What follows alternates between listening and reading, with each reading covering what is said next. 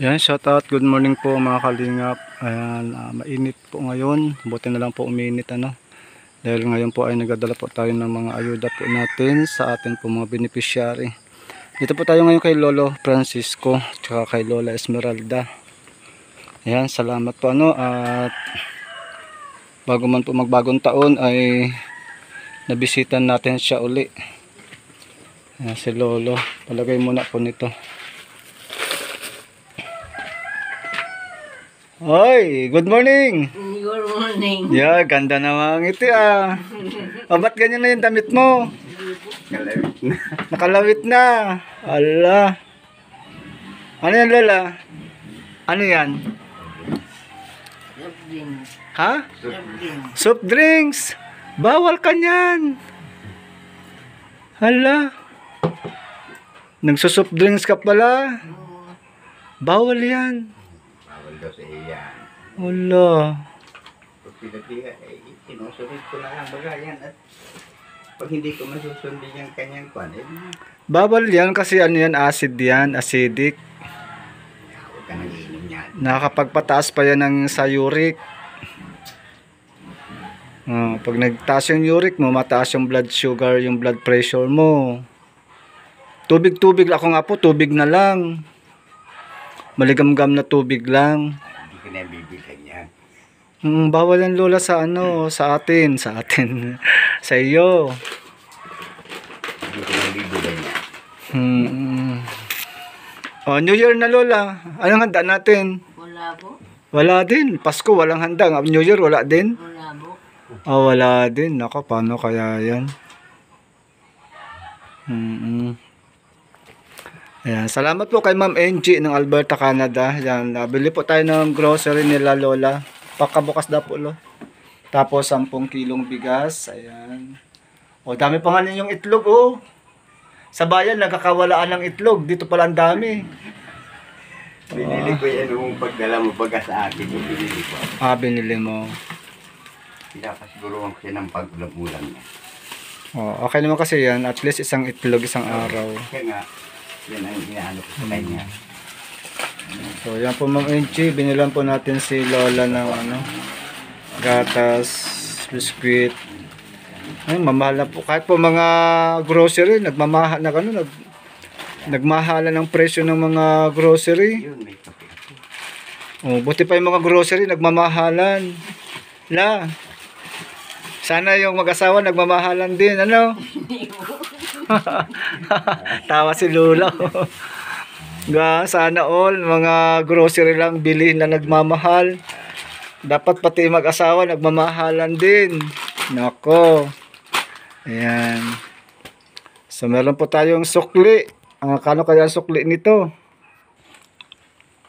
So yan po Ma'am Angie, yung atin pong pinamili kay Lola, kay Lolo Francisco.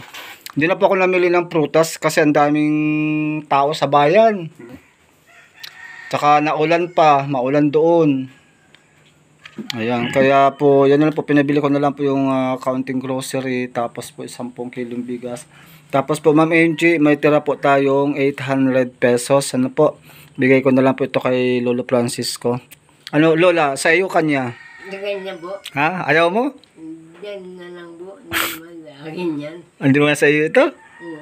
Oo. Oh, ayan, kay Lolo po. Ma'am Angie, ayun na po, binigay na po natin. Sa papasko ninyo. Pambagong taon. Pambili daw po yan ng gamot. Ano po? Wag daw po magpapawala ng gamot. Ay, hindi yan nawawalaan talaga. Ginagawa ko lahat ng paraan. Pag nakikita kong aapat na piraso ng gamot ay nagawa na ako ng paraan para may isusunod siya. Ayaw kong mawalan siya ng gamot. Di ba dalawa kayong dalawa kayo? Dalawa kami. Hirap din na. Pero dapat talaga, Lola, dapat, sa'yo, tubig. Huwag ganyan. Oo. Tubig na lang sa'yo. Kasi yung tamang sukat ng tubig na naiinom natin sa isang araw, nakakapagpalabnaw ng, ng dugo. Kaya nagkakaroon ng high blood kasi malapot yung dugo, hindi sa nakakadaloy. Kaya bawal yung mga ganyan. Tapos ayaw mo lang ano, yung sinabawan, ayaw niya ng sinabawan. Oh, dapat sinabawan lang kakaulam mo. At sabi ko sa sabawan, wag. Pag magsabaw man ako, kukuha lang yung laman, walang sabaw, hindi ka nahigo. Nakakatulong po lola yung ano, maraming tubig sa katawan. Tapos maligamgam. Pag naging isa lolo ng ano ng tubig, lalagyan mo tubig tawag dito. Gawin mo siya maligamgam. Pag mainom siya. Yan ang sekreto diyan. Yan yung mga inaaral ko, pinapanood ko sa YouTube, yung mga doktor na nagtuturo para hindi na tayo nagang ano sa gamot. Kasi kahit mga doktor po nagsasabi may side effect ang mga gamot. Nakakatulong talaga siya. Pero pag sobra na yung kidney ang tinatamaan. Kaya tapos kulang pa sa tubig. Kaunti nga uminom ng tubig. Yan tuloy lola, nasalmunan ka tuloy. Hindi naman. Paalala lang, ano la? Kasi ay nako, sayang. Pinipilit na mabuhay yan naman halos ayaw kakain ng mga sinabawan. Kailangan sa kanya isabaw ay. Dapat mga sinabawan lola, paluto mo. At kung sinigang isda, ayoko niya. Manok. Pagkaprito ko magkukubit lang ng kaunti, ayaw na kumain ulit. Palakas ka lola, babagong taon pati Di mo maririnig yung mga putukan dyan sa labas. Nga? Bayaw yan. Di mo pwedeng bayaan kasi New Year. Talaga siya na yan ang patakaran niya ang panahon. Dapat lolo nandiyan ka. Bihira lang bagay yung init. Dapat nagbibilad ka. Yun nga nabubuksan ko yung bintana yan. Pag natamaan siya, isara mo na yan. Isara mo niya. Ayaw niya halos mainitan. So, tapos magang-maga soft drinks ka pa. Pagkakain naman ng kanin. Kaya, bago soft drinks. Hindi ko na yung bibilhan ng soft drinks. Bawal. Ang bawal po talaga lolo ang soft drinks sa mga senior. Huwag ka na mag-soft drinks. Dapat mas marami ang tubig.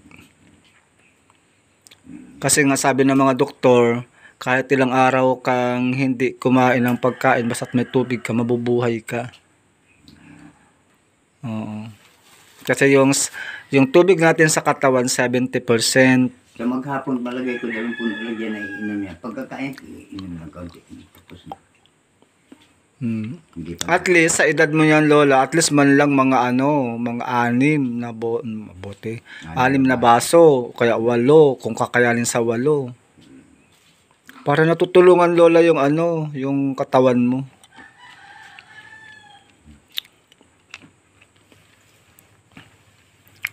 And so ng ulam, bilang ko ng isda, bilang ko ng karne. Ayaw niya ng may sabaw.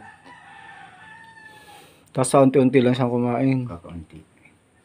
Yung sa sandok nga naman sa sandok ay lalagay ko sa kanya. Hindi na uubos. Halos na. Hindi na ati ulam. Talagang pag nilagay mo lang dyan inadubo, magre-reparo pa yung 1 kilo. Wala na magkakot. Adobo? Adobong ano? Adobong baboy o kaya adobong manok. Hala. Inilagay mo dyan. Wag mo na sa tatay wag mo na siyang hahain ng karning baboy. Unang-una, ang karning baboy. Ano ba yan? Bakit ba tayo napunta sa mga pagkain? Matagal matunaw daw yan. Matagal yan matunaw. Sabi ng doktor gay ang mga senior. Sa mga senior na, sabi nga, ang pwede siya magkarni pero parang kasing laki lang ng kahan ng posporo. Isang piraso, 1 linggo. Sabi mo kanina, kung lalagyan mo ng mga kalahating kilo ay mauubos maghapon, ay Yan. hindi siya maganda. Hindi pa na. Pag basta ilapit ko dito, kaya ginagawa ko doon na. Talagay na doon, hindi niya kayang abutin. Pa-isa-isa binibigyan ko, pwede lang hiwa. Siyempre yung cholesterol pa nun. So kaya talagang maintenance talaga.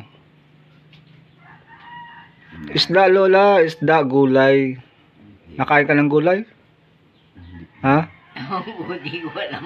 Hindi Hindi mo alam? Hindi na nakain ng gulay. Masarap ba yung talbos kanggos? Ano lang. Ha? Nakain ka nun? Hmm. Ayun, mukhang masarap yun. Pag ginugulay, kumakuha ng konti. Ganti lang. Nakatikim lang. Hmm. Sabi nga pag naubos ng ulam, wala siyang ulam sa kanin, hindi ko nalalagyan. Kinakain yung kanin, nagpapasay na ng kanin. Tapos yung kanin niya, ano lang talaga siya. Kontrolado. Ganun po talaga, wala lang tayong magagawa. Nasa pag-control na talaga sa pagkain ang mga senior. Kontrolin na. Kasi makakasama din naman pag sobra. Naligo ka, Lola? Hindi. Oh. Inuurubo ay. Ah. Si Lola ni Nita nga, may ano din, yung payat na ni Lola. Nagkasakit si Lola. Lola ni Nita. Awa-awa. Panay pang ubo nga eh. Nung birthday niya nung isang araw na maghati dito sa sa La Grace, 'di ba nagpunta sa La Grace dito? Yun. Birthday yun ni Lola Nitz. Ano sis? Pinapabayaan man yung mga.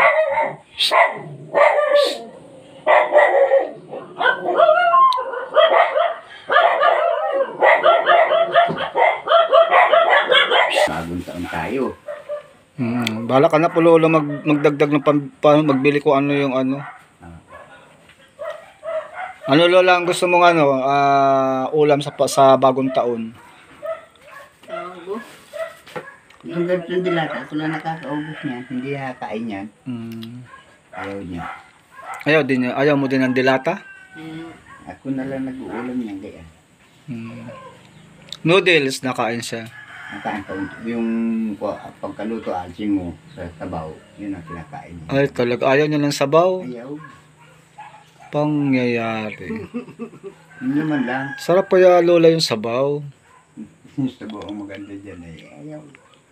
Laman lang kinukuha niya. Kukunin ko yung sabaw, di sa akin. Hindi kanya laman. Yan, salamat po Shout out po kay Kuya Bal Santos Matubang. Please support po ng kanilang channel. Yan, siyempre si Kaling Prab and si Ate Edna Vlogs. Siyempre po maraming salamat sa mga sponsor po natin kay Ma'am Angie ng Alberta, Canada. Yan, magandang araw po sa iyo at sana po ay patuloy po kayong bigyan ng lakas ng katawan ng Panginoon. Gumaling din naman po sa inyo pong karamdaman at para po yung patuloy po na makatulong sa atin po mga kababayan dito sa Pilipinas. Paano Lola? Alis na ako. Sige po. Bilis na sige po ayan. Pinubo ko na tuloy. Paano niya? Wala siyang kasama dito. Wala, pag naalis ako, wala. Madali lang naman ako, hindi mo ako paparatatamal pag ano ko, uwi. Matagal ko na isaguro sa bayan. Hindi mo lang pala makaparapasal si Lolo sa bayan. Ay, di lamang. Makakita mo lang ng chicks doon. Bayaan. Bayaan mo yan. Grabe si Lola. Sige po mga kalingap, maraming salamat po. Paano Lolo? Punta na po ako. Salamat po. Maraming salamat sa papasko ninyo sa amin. Maraming salamat po. Sana huwag po kayong magsawa. Salamat po. Sige po. Maraming salamat po.